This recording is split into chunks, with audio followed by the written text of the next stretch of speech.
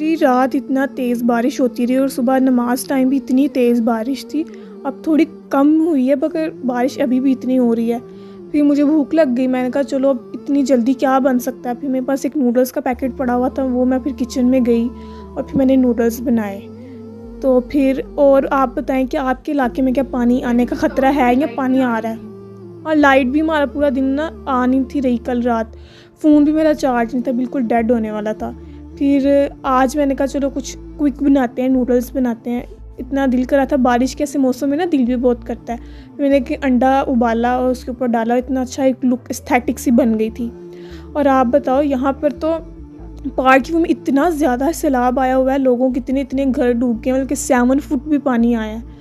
और सियालकोट में देखो यार कितना पानी।